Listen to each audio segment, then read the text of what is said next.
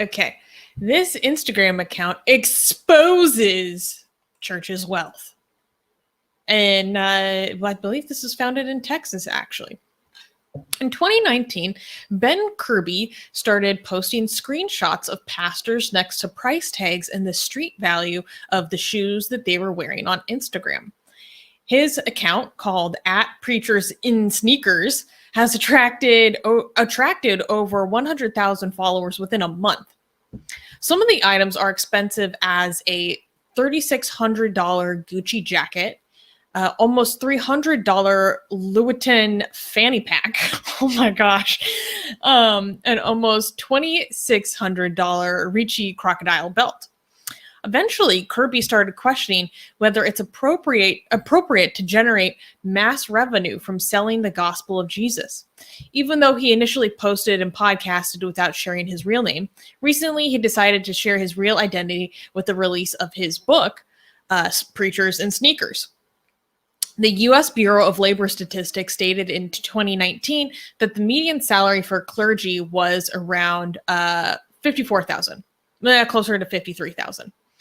However, Kirby's Instagram feed showcases how a nationwide evangelical market has become lucrative for leaders with celebrity status. His intention is to get people to question the status quo within the church and make their own assessments. My understanding is that a lot of the people that go to preachers who are very well off, they go to them because they're well off. Because I used to ask myself, why do these people? First of all, I never understood the appeal of expensive stuff like this when the cheaper stuff does the work pretty fine. But I was also wondering, like, even if you like them so much, why wouldn't you hide it? Like, why would you have to? Why would you show it off? It's and prosperity gospel. That's why. Yeah, that's what I'm trying to say. Why would they show? Why would they not hide this and show like that they're poor, that they're not that well off? But then later on, I understood. No, they go to them because they are showing it off. They want to see their preachers rich, because since ancient times, people always assume that you must be tapping into something within the fabric of the universe if you're well off. Like there's some secret, like, you know, if I do what you do and say the things that you're saying and be friends with the imaginary, either the forces that you're connected to or the imaginary friends that you're connected to, I will become like you somehow, right? So if I see you're rich, if I see your cars, if I see your planes, and I'm more likely to accept you as a preacher, not less likely, okay? So you might see that this is hypocritical because Jesus was poor, blah, blah, blah, and he loved the poor. Here's the thing.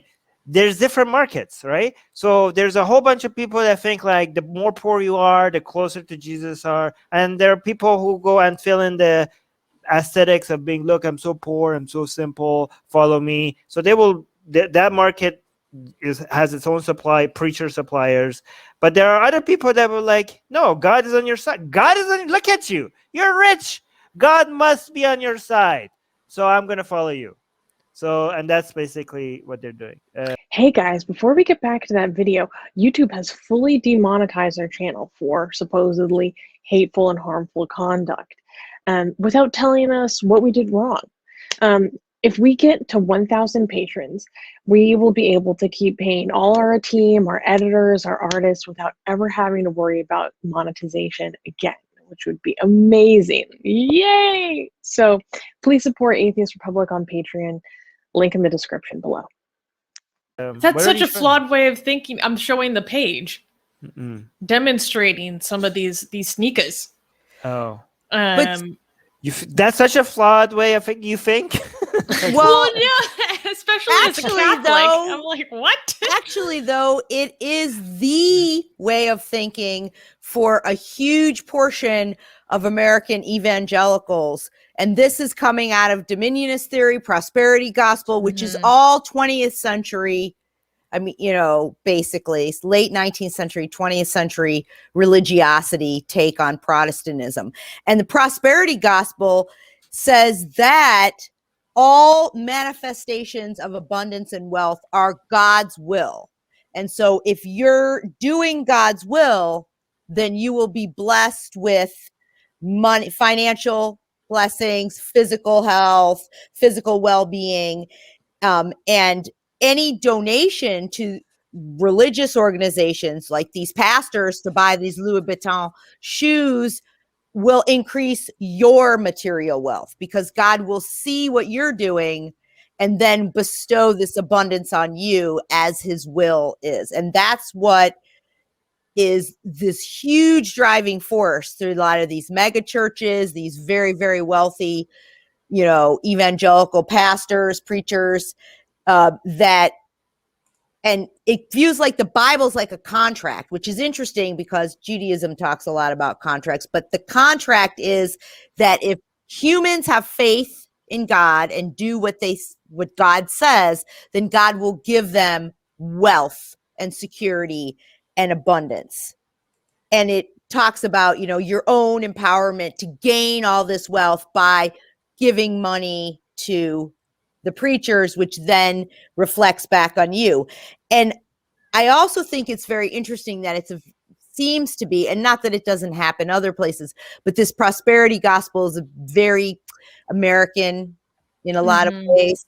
And I think of that quote. I think it was John Steinbeck, but I could be wrong, so I'll have to look it up. It says that in America, there's no poor people. There's only temporarily embarrassed millionaires. It is a very American mindset. Right. And there's this whole thing that goes along with that, like aspirational voting. You're not wealthy, but you could be someday. So you don't want to pay taxes. So you're going to vote as if you're wealthy, or you're going to give to tithe as if you're wealthy, or you're going to wear clothes as if you're wealthy, even if it's impacting you financially. You see people who, are struggling so much financially because they need to show this outward wealth, which then translates as I've been blessed by God.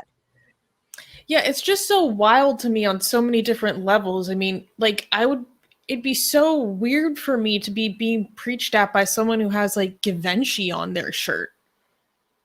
And I mean, part of this is like my background as a Catholic is like very specific. I'm used to old money. Like 2,000-year-old. Build a church, that's fine, but don't wear fancy shoes. Yeah. I'm used to the gilded church, not your pastor being gilded. Like a certain type of grandeur, okay? Yeah, because let's be real, like the Catholic Church is not free of being about the glitz and the glamour, right? That's definitely actually a lot of their shtick. It's so interesting to me, but it's also, I mean, and this is more just kind of a difference from evangelicism, is I'm so not used to seeing pastors or faith leaders like dress so casually. Yeah, that's also very strange to me. You know what I was thinking about what you said about Catholicism, though, is the wealth and the glamour and the beauty and the, all of this. The grandeur. The grandeur is to glorify God, right? You're doing this as these churches are beautiful and it's going to create this sense of beauty and heaven and how wonderful God is, right? It's all of a glorification of God, where this is like, God will glorify you with all this grandeur and wealth if you just believe and follow the rules. So it's interesting, very Protestant as well. So here's the thing, though. This what you're looking at may look modern. Look at those shoes. You're like, oh my God, such a modern look. Okay. This is ancient. You know what this all is? This is the same reason the pyramids were built. Okay. You look at the pyramids. You're like, whoa, who built this pyramid? Who the hell built this pyramid? You must be, I don't care, whatever slaves. Anybody says, whoever managed to build stuff like this must be on God's side. You must be the Son of God or God himself or somehow connected to the divine. There is no other way for you to be able to build stuff like this, right? The same reason that Romans keep building. I mean, even if you're not like, you keep building stuff it means to impress, okay? And people are like, oh, this is illogical. This is the most basic way of getting people to respect you since ancient times, right? Why did the temples look more glorious than all the other buildings back then, right? Yeah, people you need to make people jaws drop and be like, oh my god, look at these people. I'll follow that guy. I'll follow the guy that seems successful, right? And by the way, this is also very similar to like the non-religious versions of this, like all these guru influencers on YouTube right now telling you that they have the secrets, like, oh, like showing their Lamborghinis and almost spiritual like secrets to how to become rich, or like having this mindset and tap to this secret and thinking positively and everything, wealth will come at you and all that nonsense.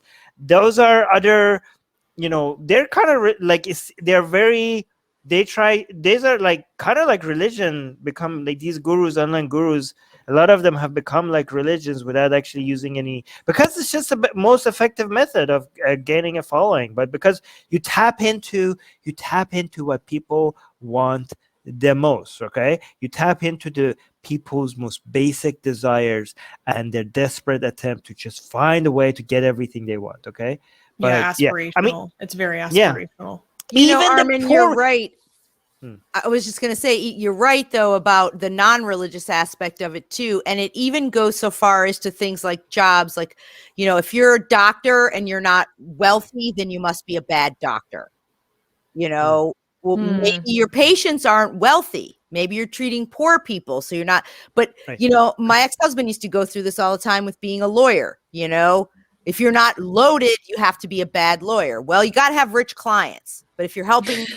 If you're helping poor people, so there's this expectation that if you're wealthy, you must be doing something good. You must be successful. You must be smarter or better than anyone else. Wait, I was going to say something else. Oh, one last thing I want to say is that the poor branding of this, they are also tapping into the same desires for wealth and prosperity, right? However, like the ones that are like, oh, screw the rich, it's easier for the camel to go to I have a needle, blah blah blah, than a rich man going to heaven, or like, oh, whatever, all this like, religion is on the side of poor people, rich people bad, poor people great. Even that is still selling richness and wealth. It's just telling you it's going to happen in the next life, okay? You're going to have rivers of honey and milk and all the girls in the world, or whatever. I don't know the Christian version of that is. But it's still wealth and prosperity. One of them is just promising it to you this life. The other one is promising it to you in the other life. It's just the same problem. It's just like, it's just basically tapping into our greatest fears and our most basic desires in the most easiest, fastest, non-complicated, not having to think, things should be simple. It needs to be simple. Simple desires, simple solutions, a high number of following. That's a formula. Seems about right. Hey guys, if you're a fan of blasphemy and sexy Kali, like me, then that means that you probably want more blasphemous art. Well, I have good news for you. If you subscribe to our newsletter, link in the description below, then you get a free booklet of some of the tastiest blasphemous art available today. So, if you want some of this delicious blasphemy, and we're so generous that we update it for you guys weekly for free, all you have to do is sign up for our newsletter below. You can also go to blasphemousart.com/ebook. That's blasphemousart.com/ebook. Sign up with your email, and you get free gifts of this tasty blasphemy. What could be better? So make sure you sign up. Link below.